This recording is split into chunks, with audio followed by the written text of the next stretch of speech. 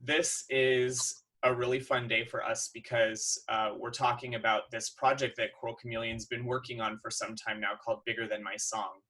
And for a long time, I was thinking about what that means. You know, in the fall, we did this concert, Bigger Than My Body, which of course came from the John Mayer song of the same name. And I thought, well, gee, Bigger Than My Song means like my thought or my process or my consciousness as a composer or the limits of art that I can create are so much bigger than one song that I choose.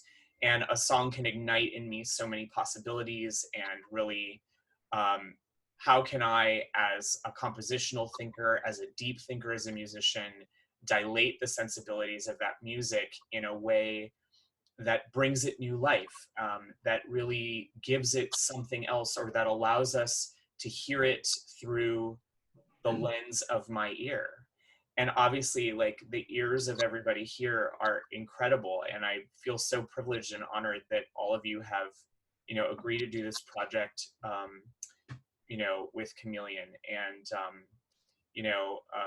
Lydia, it's been great knowing you since the Institute, and you know, I've got the chance to see you work both as a conductor and as a composer, and the prospect, and you know, then working with you in other contexts as well, the prospect of having an arrangement from you, you know, sent fresh over from the UK, was like really, really great. And you know, all of us at Choral Chameleon consider ourselves your extended family, and you know, are really honored to be part of that that work with you. So welcome, and thank you for being here. Well, thank you for having me. Yeah. And, you know, Jared, of course, I couldn't love you more.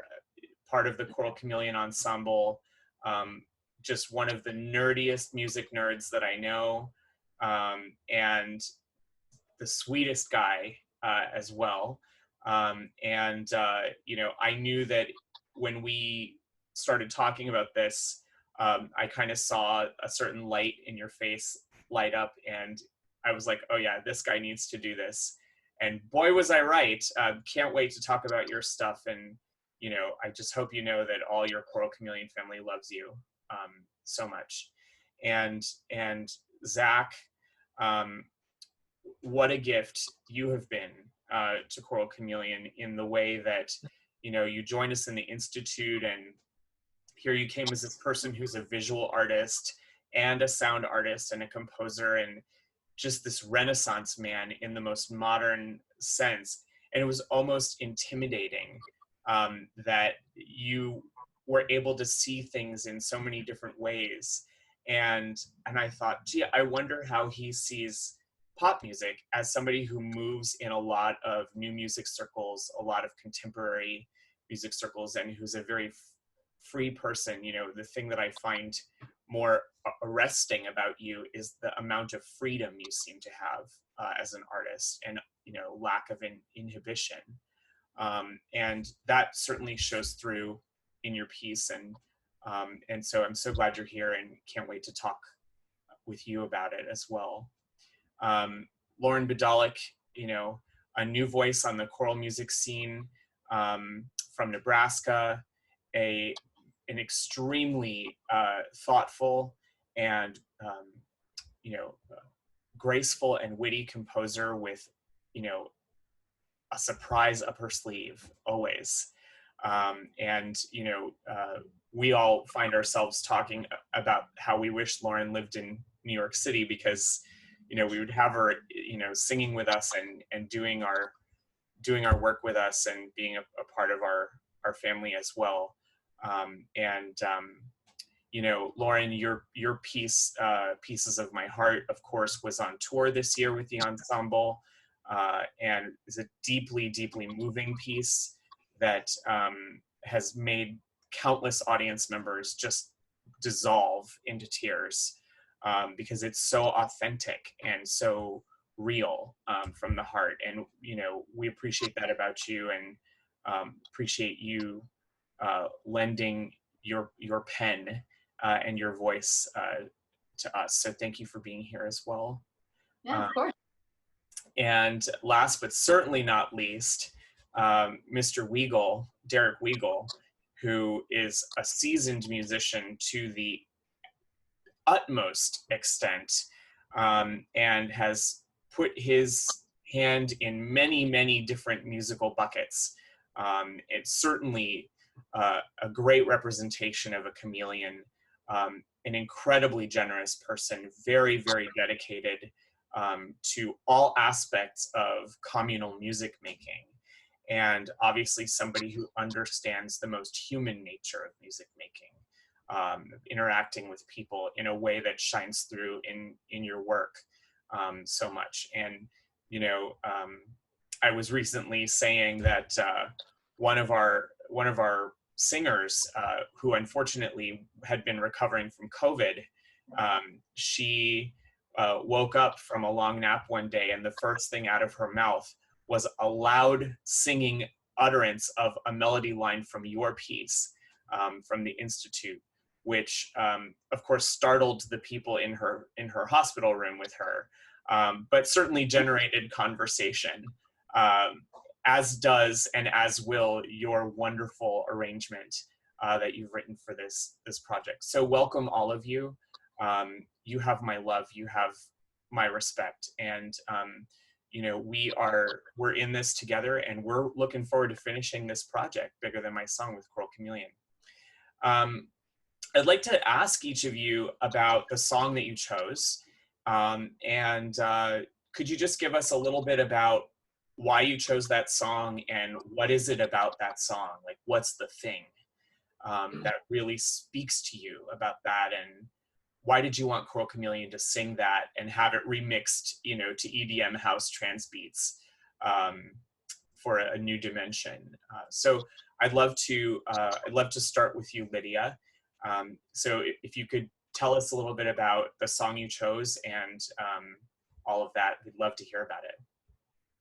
Okay, so I chose the song Hold the Line by the amazing band Toto. And I guess this is just a song, like, it really speaks to me for some reason. I remember getting into Toto a bit. My dad has everything on vinyl. My dad was a DJ in the 70s, so he has basically all of Toto's back albums. And obviously my choir's done the Africa piece many times. It's a great arrangement of it. But this piece in particular, I think I remember hearing it, and it is one of my karaoke go-tos. I will admit that now. But I wanted to try and do something different with it. Back when I was at university. No shame in the karaoke, no shame. Oh no shame, absolutely not. But no, I wanted to do something different with it, and so I was messing around with it a fair few years ago now, with just trying it with just piano and me singing it and seeing what I could do with that. I think I was quite inspired by the band Incubus, did lots of acoustic arrangements of their songs, and I learned a few of them on piano and just went, oh, can I do this with this song? And stripped it right back, made it really slow, and just went, oh, this sounds really nice with just piano and voice. So then when you mentioned this, I went, oh, can I do it with a choir? I think I can. So that's basically where that idea came from. So, and also just the sentiment of the song, when you strip it down like that, I mean, obviously it's like a huge rock classic number. When you strip it down acoustically, suddenly the words mean so much more. And particularly the line, love isn't always on time. That just really speaks to me so much. Just like knowing, particularly just how much like things just seem to perhaps not be going as you think. But if you wait long enough, it all falls into place. It's the way I like to view it anyway. So. Well, I think that's amazing, and you know, we've loved singing it. I can't wait to talk about it even more. Zach, will you tell us a little bit about the piece that you picked and all of that? Sure, yeah. So I picked Stay by Zed because part of the original suggestion was to pick something that was a top 40. And I have dreamed of being able to blend the lines between electronic music and choir.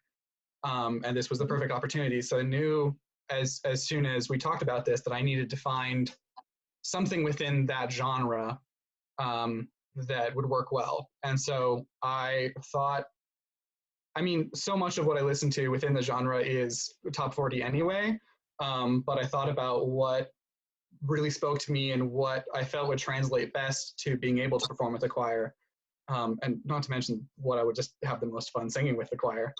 And I picked Stay because there aren't a lot of like exciting a cappella covers of it. You know, there are plenty of great ones that, you know, just do the sounds but with the voices. But there wasn't much out there that was taking chances and doing different things with it yet. And I wanted to see if I could take elements of what electronic music does and do them with voices. And I thought that Stay would really, really be a good experiment for that. And so it has, indeed. Yeah. So Derek, tell us about what you chose and all that jazz. I ended up going with Wrecking Ball by Miley Cyrus, which was a journey to get to, as with most things with me. A ritual, perhaps a ritual? Yeah, perhaps a ritual. It always is. I had originally chosen to do my karaoke standby, the only song I've ever done in karaoke, which is Somebody That I Used to Know by Gautier featuring Kimbra. Kimbra's one of my absolute favorite artists of all time. Which coincidentally, after I switched mine, somebody else for this project ended up arranging as well, which is great that it's represented. But that original song took away a lot of what I love to do with choral music, which is work with harmonies. That song is incredibly simple and pruned down, and I think that's the beauty of it. But it wasn't enough for me. And it also just happens to be in the same key as Wrecking Ball. So after agonizing for about a month on what I was going to do to be interesting with Gautier, Wrecking Ball started to come out of my fingers at the piano, and I was like, well, let's just see where that goes. And I have was listening to a lot of Messiaen at the time, so if you hear mine, it will be Wrecking Ball a la Messiaen, a la Miley, a la me. So I love it. Me, Miley, and Messiaen. yeah. It's great. You know, you bring up something really interesting, Derek, that I just want to mention. Maybe we can touch on it and come back to it. Something that I've experienced as an arranger a lot is that the simpler a song is in its purest form, the harder it is to arrange, especially for a cappella choir. I would say out of all the arrangements I've ever done for Chanticleer, the most difficult of them all was Leonard Cohen's song Suzanne. Because the song is strophic in nature. It literally is the same music over and over and over again. And so you have to turn to other sources of variation in the song. In my case, it was the text and trying to do a lot of word painting in the voices to signify the change from verse to verse. And, you know, you can only do so many key changes and so many revoicings before it all starts to kind of blend together. So, you know, I really empathize with that. And I think sometimes you have to pivot. And I think that the choice to pivot to Wrecking Ball was a great choice. And, you know, and it's challenging all of us in a way that I think is really healthy. And that's good too, because, you know, Miley she's a challenging kind of girl. Like, she's a challenging kind of girl to begin with. Like, she's taken no prisoners, you know? So I think it's really appropriate philosophically. So I'd love to come back in a little while and just address that issue with any of you. If you found any difficulty in the simplicity of the original song as you tried to create a concert work out of it for choir. But for now, I'd love to go over to Lauren. And Lauren, tell us about the song that you chose and, you know, and why you chose it and what speaks to you about it. So I chose Problem by Ariana Grande. I used to arrange in college. I sang in an a cappella group called Boots and Cats. It's all female a cappella group. And I kind of ended up being the go-to person for like last minute arrangements all the time. And so to some extent, I don't think I probably put as much thought into it as everyone else. I think I looked a little bit more at the practicality of like, I wanted to find a song that was simple enough that I could add some harmonic differences and I could actually make some changes to it. But like you were saying, not so simple that it almost feels kind of wrong to make those changes. And I'm kind of somebody who's always a little bit behind on pop culture, so I didn't really start listening to Ariana Grande. You too, huh? Until like last summer, and so I started listening to her more. I was like, oh, I actually really like her stuff, and so I just kind of wanted an excuse to do one of those, and that just happened to be the one of her songs that I wanted to do. So. Well, I just have to say right away, in response to that, there is a certain kind of rhythmic vitality and rhythmic variation and interest that you've built in to your arrangement, which I think does take it far away from the original. I don't think there's anything lacking creatively about it whatsoever. In fact, it's been certainly one of the, I would say, easiest ones to sing off the page to us, or the natural feeling, to sing. And yeah, I mean, and I love that Ariana Grande's wonderful work as a contemporary pop artist is represented on the concert, and that you brought her to us in that way. So yeah, let's come back to it and talk about some of the features of the arrangement for sure. And thank you very much. So last but certainly not least, my buddy Jared. Jared went like kind of old school, didn't you? You kind of went old school. Yeah, you got to go retro. You got to go retro because that's the cool thing the kids do these days.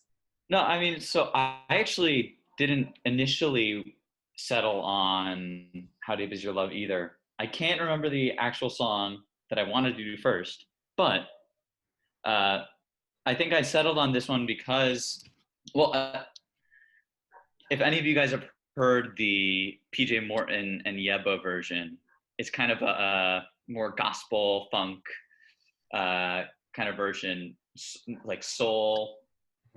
It's really good. I mean, they're both amazing singers and musicians. And I kind of wanted to take that and, well, because we knew the project was going to be, how do you get something that works not only as a concert piece, but also then can translate through a DJ into an experience for a live audience once it's recorded. And so trying to think of songs that had hooks that could be incorporated, because what the DJ is probably going to do is go in and find like the hook, right? And then turn that into a more fleshed out like electronic music idea.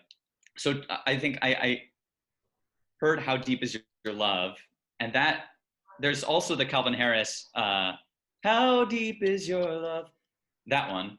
Mm-hmm. And so the idea of doing How Deep Is Your Love in an EDM style, but have it be the Bee Gees' How Deep Is Your Love, I think was pretty exciting to me. And I mean, the song already uses some extended harmony, which kind of made it easy to do some cool reharms on. And I think in general, How Deep Is Your Love, the idea of it, just the idea of the phrase kind of indicates a depth that I think that like the choral art song or like concert piece, like in modern times, I think is using some really cool ideas like aleatory or, polychords. Like a lot of interesting things are happening, I think, with choral art song right now. And I felt like How Deep Is Your Love was a piece that was ready to kind of accept those ideas and ready to kind of mingle with them, just because the idea kind of has a personality to it, but also like a wideness to the idea, because it's so I don't know what the word would be, but yeah, I think that song kind of worked on a lot of different levels, like the experience of the audience and just like choral art song and like genre blending. And I just thought it is a ripe idea. And I might say definitely extremely chameleonic in its nature. All of you, I think, really did a sort of blending of styles, but in a really informed way. Not, I'm going to kind of appropriate this style and put it onto this piece just to be gauche, you know, or just to be artsy. But it was like really thought out, like really thought out, carefully considered. And to me, that's what composition is about, you know. And one of the things that I always say is that arranging is still composition in the fullest technical realm. The only difference is you're composing with somebody else's motives. That's the only difference, but it's still full out composition. And, you know, yeah, I mean, obviously I'm a fan. I'm a fan of all your work. The choir's been a fan of all your work. I would say, you know, all of you had a choice, you know, of course, to be a part of this project. And I would ask you to talk maybe a little bit about why you said yes, you know, to such a project, and why you're excited for people to hear this project. You know, to hear your piece, to hear the other pieces in the project be rendered in this new way. Would anybody like to talk about that? Go ahead, Zach. So I might have told you this story before, Vince, but everybody else might not know. The way that I found out about Choral Chameleon was I had been interning for Contemporaneous in the city January 2018, I think. Mm-hmm. And David and I, the conductor of the ensemble, were in a lift to take some like keyboards and other stand lights and things from the venue to the storage space. Sounds like typical arts administration work. Yeah, exactly.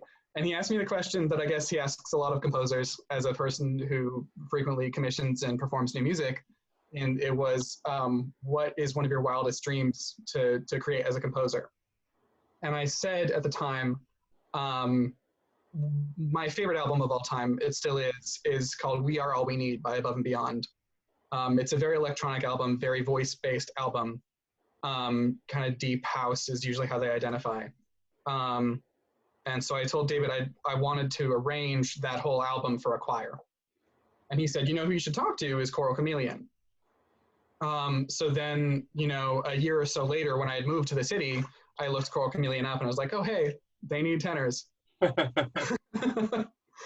So when I was offered to participate in this project, I said, yeah, I mean, that's my dream, to be able to arrange electronic music for choir. How could I ever say no? That's very sweet. I'm so glad. Anybody else want to talk about jumping at the opportunity?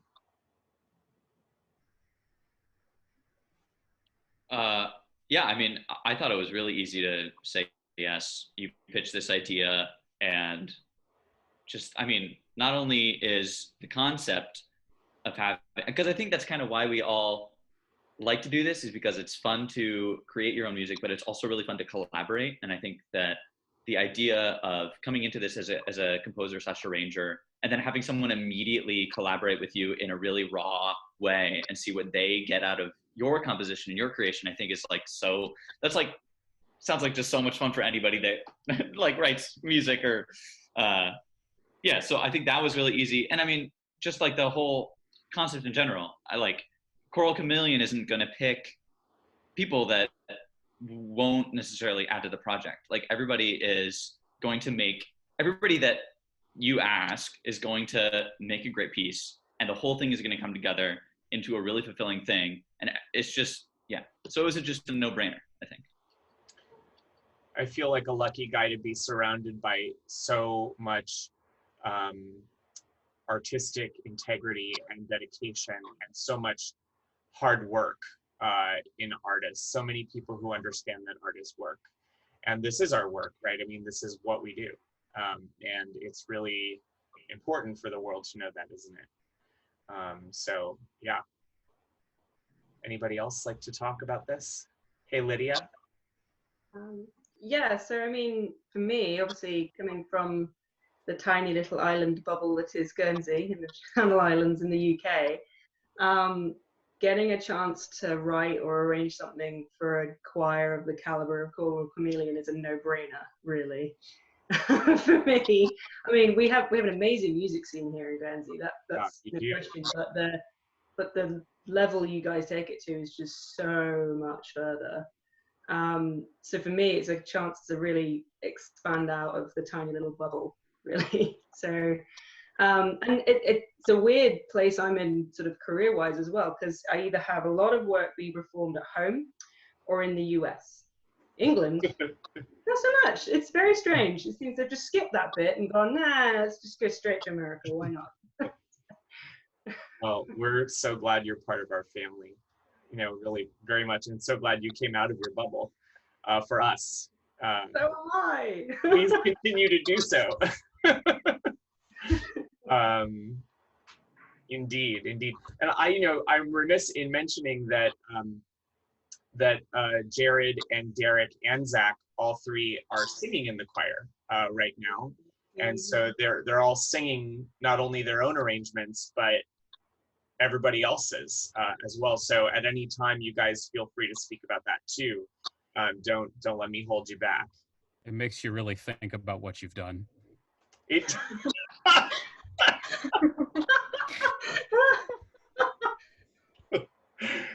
You mean singing your own piece? Yes. It really does. And what you've asked of other people to do in conjunction with the other composers in the group as well. Nadia Boulanger would be so proud of you for saying that. Surely there's a website tagline in this. And who knew that we'd bring her name into a conversation about contemporary pop music being remixed to EDM house trance beats. But you know what? She's everywhere. She is omnipresent. So yeah. Actually, what has it been like to sing your own pieces? You know, since you brought it up. Zach, why don't we go back to you? What has it been like to sing your own piece? Fun. I mean, obviously, so, you know, even if I wasn't singing it, there is that level of not regret, but you do have to apologize to the choir a bit for subjecting them to the deepest desires that my ears have. And the rhythms that make sense in my brain still make sense when I'm singing them, but I recognize don't necessarily make sense on the page or to other people. But I wrote it because I wanted to hear it, and I wrote it with these people in mind, and myself included, and it's a lot of fun to be singing it with everybody. So like as you're writing the second tenor part and you're editing it, you're going, oops, I don't want to put that interval there because I don't want to sing that. So I'm just going to like change that. Mostly, yeah. Sometimes I couldn't get out of it because I really wanted that note in that chord right there. Talk about a right brain and left brain dissonance. That's the most poetic thing I've heard in a long time. So Lauren, if you had an opportunity to invite people from your hometown or from your circle of choirs or people to this concert, like how would you, what would you say to them to like entice them to come? People from my circles to like get them to come to this event? Are you talking like music circles or just in general, like my family and friends, or? Like music circles, yeah.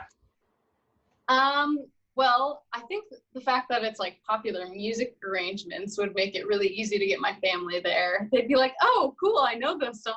I don't, I'll understand what's going on. So I think my family would be pretty easy to convince to come. Now, if I told some of my choral colleagues here, like, oh yeah, this is gonna be a choral rave, they'd be like, I think I was telling somebody about it specifically, and their first question was, what? Like, what are you, like, how does that work? And I had to kind of explain, like, oh, okay, that's kind of cool. But yeah, acapella is like, it still happens. I live in a university town, and our groups here are actually pretty good. But yeah, it wouldn't be too hard to convince them to come, I think. I wish that you could have all been in the room when I was at the Chorus America office, and we were all just sitting around the table. First of all, I love the people at Chorus America. I love them, like, truly, madly, deeply, and for what they're doing. But I visited their office in DC, and we did a Facebook Live, and we were all sitting around the conference table, and they're like, so what's next for you guys? Like, what are you up to? You know, your pretty standard kind of conversation, you know, like they just want to ask people what they're going to do and have a hand on the temperature. And I was like, oh, well, so we're going to throw a choral rave in the spring. And it was like, you could hear a pin drop in the room. It was like, what? A what? And I was like, oh yeah, like we're going to go to like a warehouse in Brooklyn and remix, you know, choral pop arrangements that have been like turned into concert works, but then remixed to EDM house trance beats, and people are gonna like dance and rave with, you know, open bar till 3 in the morning. And like immediately 2 or 3 of the people were like, they were like, where's my calendar? What's the date of that? Like, when is that happening? It was really great. You know, of course, we're bummed that we weren't able to do it. We would be doing it right now. In fact, this week, this last weekend would have been the installation. But the nice thing about the project is that it's all stuff that can be done in studio. So, you know, as you all know, we're working towards getting all of these things recorded, and we're going to be doing it in a layering process where we don't have the whole choir in the studio all at once, but we're going to just do it in small groups, layer by layer, get everything recorded.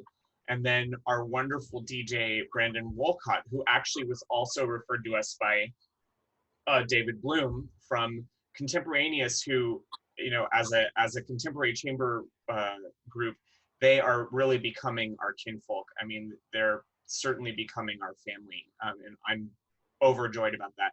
But David said to me, oh, you should call Brandon Wolcott, and he turned out to be this bright shining star as far as his openness, and then he brought in with him Greg Paulus, who is the son of Stephen Paulus. Hello, major choral music icon, somebody that I grew up listening to, somebody whose music I have always loved and who the world lost far too soon.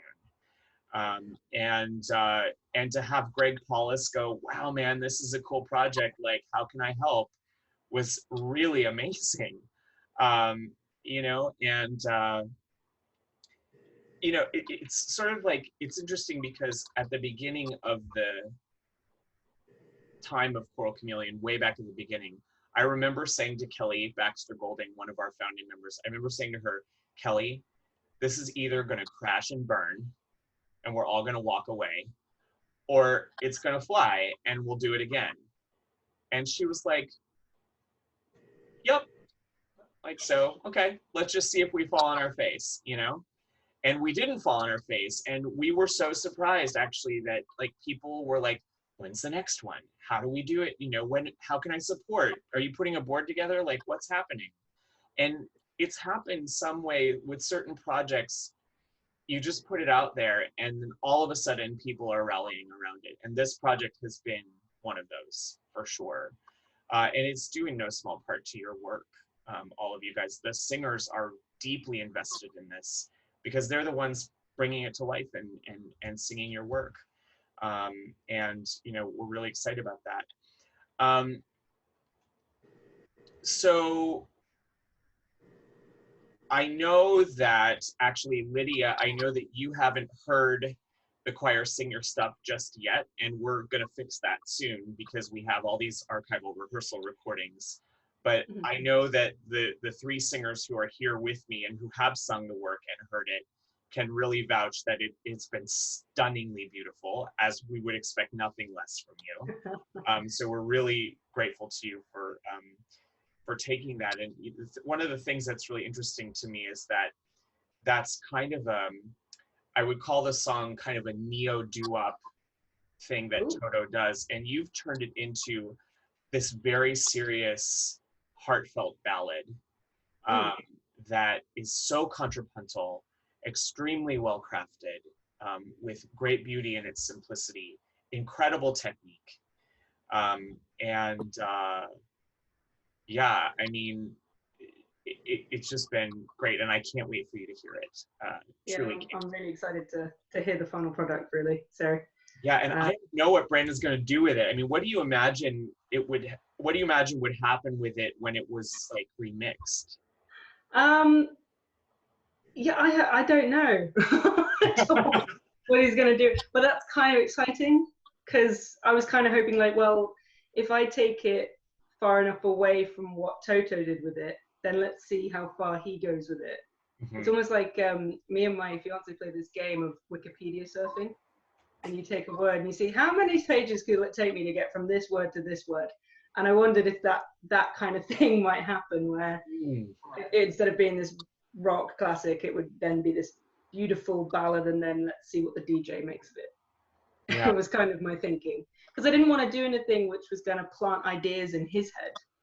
I wanted to see what he did with my ideas, and I quite liked, just letting him do his own thing. So. Does anybody else want to speak to that? Like, did you have an idea what the DJ would do, or did you want to try to influence what the DJ would do or not? Or where did that come into how did that factor in to your, arranging when you were working on it? Go ahead, Jared. And then I think it's interesting because there's like two, I guess, like scenarios. One is where you can communicate with the DJ and explain, like, oh, maybe try this idea with this part, or you don't communicate with the DJ and it's kind of like absolutely free.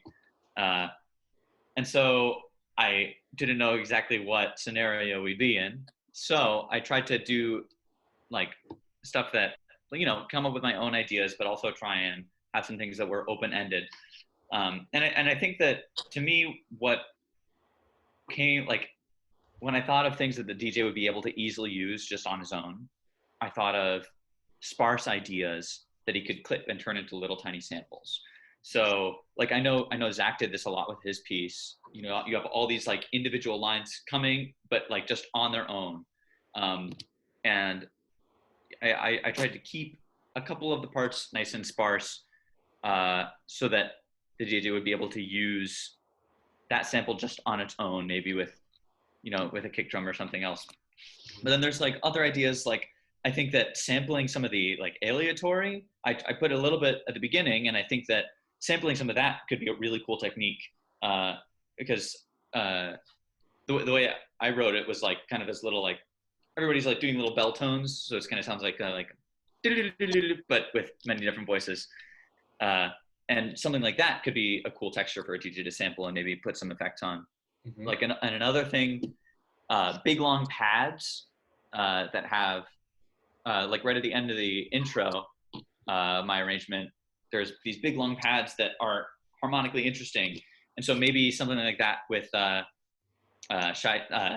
like if you have the pads going along, you have the kick drum, and you can use some sidechain compression, which would make it really cool. Sidechain compression is when everything else gets quiet because the kick drum is so loud. Right. So I tried to come up with some of my own ideas, but also leave it open, because you have no idea what the DJ is going to want to create or what his experience of your arrangement is. Yeah. Hey, Lauren. Yeah. You look like you had something to say. Well, I don't have as much like detailed thought about it as Jared does.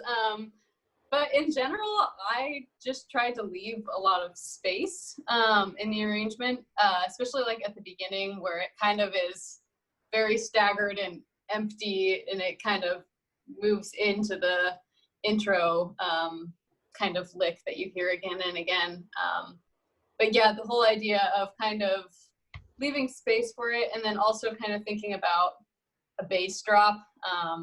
There's a section where it kind of just goes to the treble parts, and then like kind of builds more ad-lib stuff, and kind of think about, I don't know, the bass drop of the EDM, which is kind of a big part of that whole idiom. Totally. Yeah. Totally. So it's almost like you're honoring the original in a certain way, but also making space for additional creativity on the part of the DJ as he sort of reinterprets it.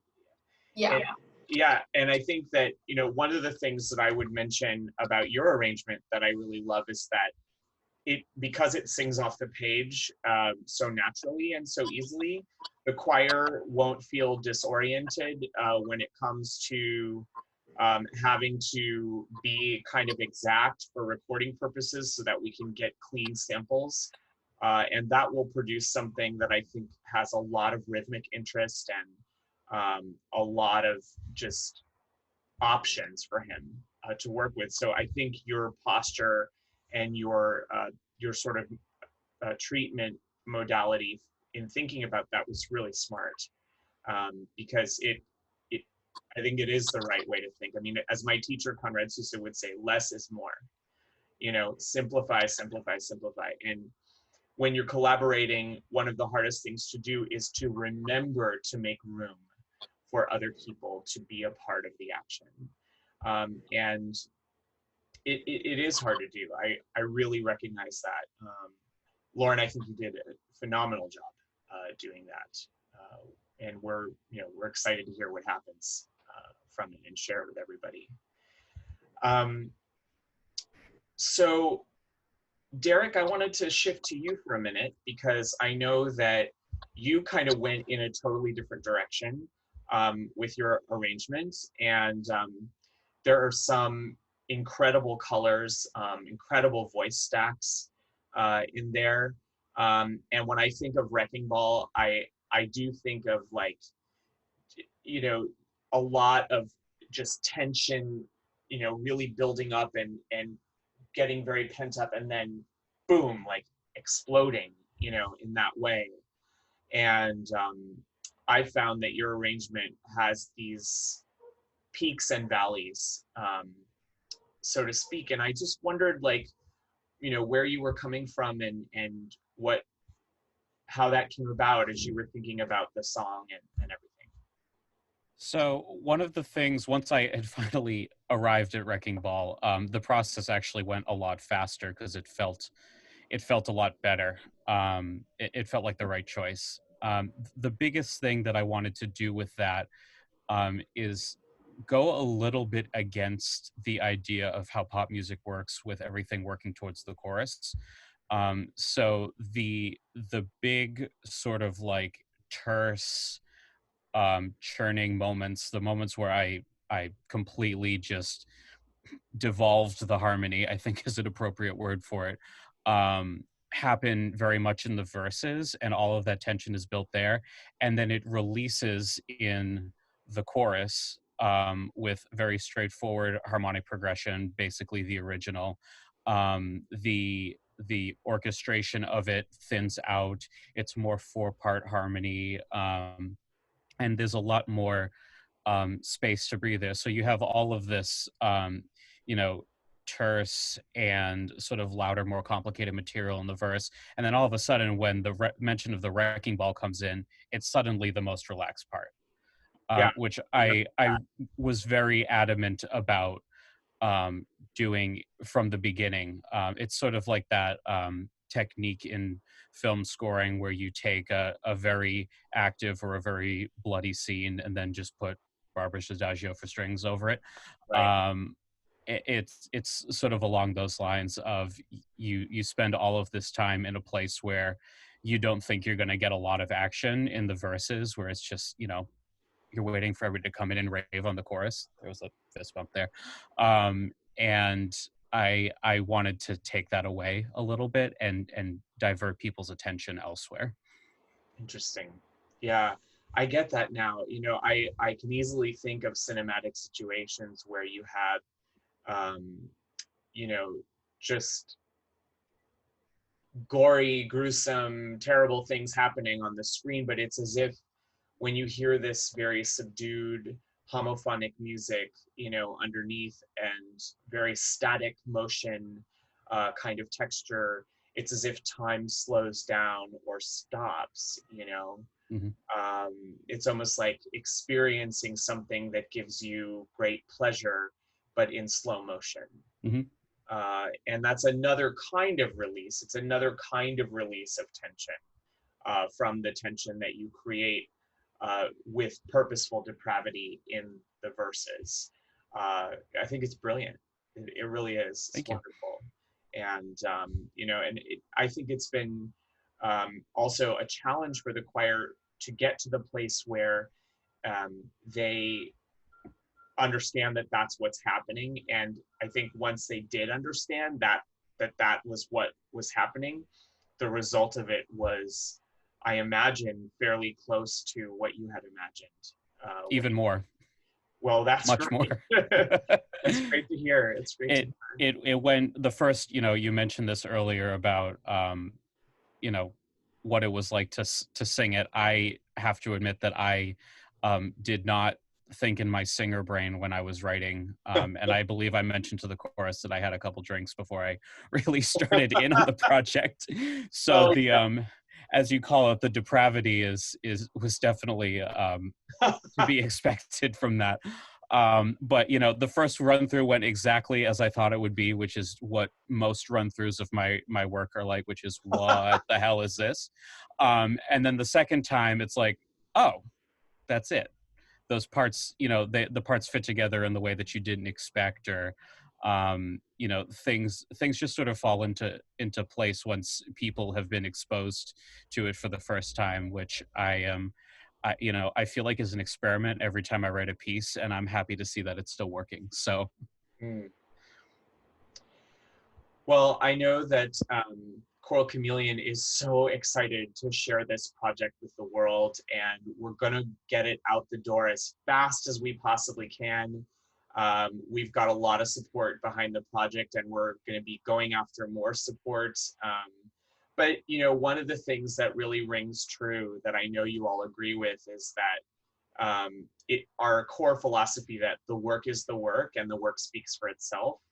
And I think that your work certainly garners the attention and the support that is needed to continue with this project and not be afraid of changes in the world happening around us, not to be afraid of what that presents us with, but rather look at it with joyful curiosity as an opportunity to be creative in how we share it with the world. And I'm so proud that all of your wonderful work is at the center of that. And each of you in your own way, and all of you collectively as composers, is tied to my heart. And I couldn't be more grateful to you for your openness and your risk-taking, your boldness, your willingness to help us create this project. And, you know, I'm sending you all my very best wishes. And here's to what will be an incredible reveal of this music when it comes out. And here's to you and to your creativity, your artistry, and here's to keeping the flame of that continuously kindled within each of you and within all of us. I think talking about these ideas today will be an inspiration to a lot of people about what's possible in choral music. And I'm so glad that you're all at that cutting edge with me. Very grateful to you today. So thank you. Thank you very much. And we look forward to sharing this with the world.